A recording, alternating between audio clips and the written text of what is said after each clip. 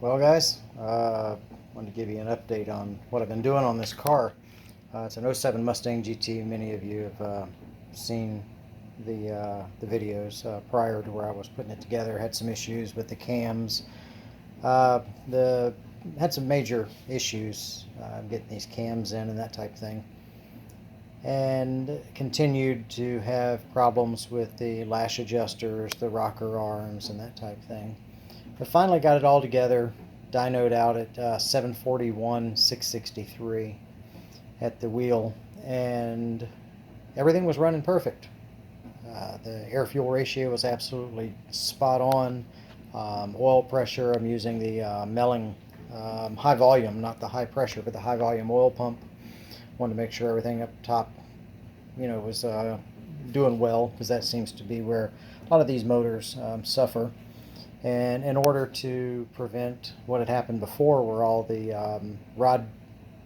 cam hold down caps broke, went ahead and put in the ARP studs, even for those. So put top quality stuff in the engine, and just to make sure that I was getting some good oil pressure up to the head, and the one that's the most suspect is the passenger side, from my understanding, speaking with Ford and that type thing. And also, you can't get a real good oil pressure reading from any other side but the passenger side. So I went ahead and tapped into the oil galley there in the back of the head on the passenger side. You can see that here, right here on the back, where this pipe goes in. So I went ahead and put in a Marshall gauge that would give me, a good indication of what's happening here on this head. So everything was doing really well. Did its first oil change at actually 460 miles instead of the 500 miles that they recommend, and documented all that. Put in really good oil, used really good break-in oil, and I'm using synthetic oil for the main running. And just a few days ago, really bad thunderstorm here in Florida. Lightning, thunder, you name it. It was absolutely severe, torrential rain. It was doing about 30 miles an hour down a major road here. And all of a sudden the car started stumbling really bad. So I didn't know what was going on. I couldn't even hear the engine going. It was thundering and lightning, and rain was coming down so hard. But I knew it wasn't running right. Tack was just all over the place, dropping down. So I had to feather the throttle and the clutch, the brake, and everything else. And with the large cams in it, you lose a lot of vacuum, so you don't have very good brakes. So trying to keep all that running, finally was able to coast into a gas station and get up underneath the awning. And even then, the rain was coming in so hard sideways that I couldn't even open the windows. Of course, the car wouldn't start. When it did, I heard this really loud knocking sound. Wasn't sure what it was. It actually sounded like something was up against the flywheel teeth, the gear on the flywheel. So didn't want to start it up again.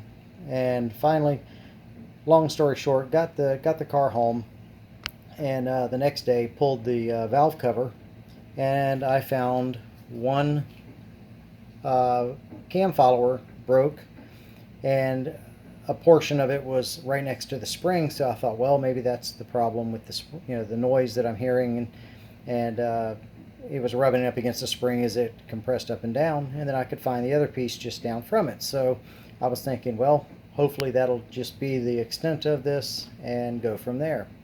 So I went down to Ford and got some actual, Ford cam followers, $12 a piece. I bought actually 2 of them just to have a spare, and decided, what, I'm going to look down inside the cylinders here to see what I'm, up against, see if there's any issues there. So I pulled out number 8, stuck the scope down in there, everything looked really well. Pulled out number 7, no problem there. Number 6, the spark plug just would not come out. I had to move it back and forth, back and forth, back and forth. It took me about 15 minutes to work it out. And when I finally did get it out, the end of the electrode, the entire end of the spark plug, was broken off. And I knew then that there was a major issue. And here's the spark plug here. It's completely damaged. It's completely broke off. These are the Autolite HT0s, and because I'm running supercharger, the Vortech V3, and so I knew there was an issue then. So I took the scope, stuck it down in there, and I could see a hole in the piston. Couldn't quite tell how large it was, but any hole in a piston obviously is an issue. So I knew that the motor had to come out. So got the motor out, pulled the head, and flipped it over, and looked down into the cylinder. And what I found just absolutely floored me. I've never seen this kind of destruction before. It's actually completely busted. You can almost stick your finger or your hand down through that hole. That's almost the entire width of the piston, as you can see. And of course the head didn't fare any better. The head is completely busted up. As you can see, this is the actual intake, or I'm sorry, the exhaust valve that belongs up here. It's actually jammed and wedged into here. And then what I found really odd was it looks as if somebody might have just like drilled a hole directly into this valve. I don't think it could be much of a more perfect hole. So apparently this here broke off and jammed itself into there, and then finally just wedged up to here. But if you look closely, you can see where the actual stem broke off up inside, and it's an actual fracture. It's not a melting or anything like that, but it's an actual fracture. So this is another time where this has happened. It was the exhaust valve on the last time that it happened.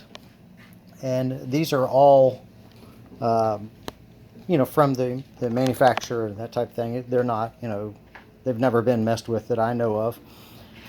From the people I bought the heads from, they were completely remanned, but they were supposedly new valves. And nobody can seem to explain why this is happening. Last time it was cylinder number 5, but cylinder number 5 is perfectly fine. Cylinder 6 was the victim this time, and it seems to be every time on the driver's side. So I'm going to do an exchange of the head here soon. Go ahead and get that done. Of course, the rod is going to have to be replaced. It's completely trashed. Piston is obviously trashed. So on the phone with Ford, hopefully I can get a new piston and a rod. Hopefully there's no damage to the actual crank. Just had it fully balanced with everything. The entire rotating assembly balanced to within half a gram. Everything was running perfect. No indication of any issues, no low oil pressure, nothing. Just out of the blue at 30 miles an hour, no hard acceleration, nothing. Just completely destroyed itself. So not quite sure what's going on with it, but hopefully we'll get to some sort of resolution here. And the people I bought the heads from, the district manager, sales manager I spoke with, seems to be very willing to assist with this. In fact, he said that the warranty on the head is actually expired, but he would go ahead and exchange it out for me and that type of thing. So I really appreciate that. I really do. And but I'm just so reluctant to trust this anymore. Everything else on the engine or on the head looks absolutely perfectly normal. I see no indication of overheating or any kind of, you know, burnt stuff. And the top of the head where the cam is literally perfect. There's no burnt oil or anything like that. The oil change was just done less than, say, 200 miles ago, 250 miles ago.